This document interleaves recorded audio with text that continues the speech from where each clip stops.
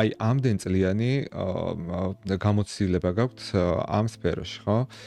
აი ველურ ცხოველებთან ურთიერთობისას თუ ყოფილა რაღაცა ერთი კონკრეტული რაღაც მოულოდნელი ემოცია ან რაღაცა ისეთი კონკრეტული მომენტი, რომელიც გასაოცარი იყო, შთამბეჭდავი იყო და რომელიც ესე დაგამახსოვრდათ და მნიშვნელოვნად აღიბეჭდა თქვენს მეხსიერებაში. ძალიან ბევრი.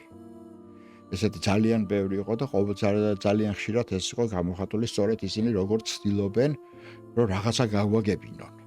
აი ეს იყო ყველაზე მნიშვნელოვანი. აი მაგალითად პასოს ერთ პატარა მაგალითს მოყვებით, როდესაც სპილოებს ახალი ვოლიერი გაუკეთეთ და როგორც თანამედროვე სისტემები მოითხოვს, ის შედარებით უფრო მსუბუქი ტიპის ვოლიერი არის, მაგრამ დაცული არის ელექტროდენით, რომელიც დაბალი სიხშირის არის, მაგრამ მაღალი ვოლტაჟის და სპილოები როდესაც გამოუშვით, ხო, ძალიან ცნობილი მოყვარეები არიან და ხორთუმი მოკიდა მავთულს და რა თქმა უნდა დაარტყათ. და იმდენი შეშფოთდა ისე რომ აღარ შემოდიოდნენ ეს დედა და შვილი სპილო იდგენ რომ თან ზამთარი იყო არაფრით არ შემოდიოდნენ და როცა ვეპატიჟებოდეთ იმაშებოდნენ ხორთუმით მავთულზე მიმითითა აი ეს მავთული მოაშორე მაგეთში მოხდა და ახლოებით ეს იყო ერთ-ერთი უამრავი ასეთი მაგალითია როგორც ცდილობენ რომ მათ მოგვაწოდონ ეს ინფორმაცია ან როგორ გამოხატონ თავიანთი გრძნობები შენს მიმართ და როცა აი ესეთ გრძნობებს გამოხატავენ თანაგაზე ისეთი აი შეზე გაცილებით უფრო ძლიერი ცხოველები ხო ლომი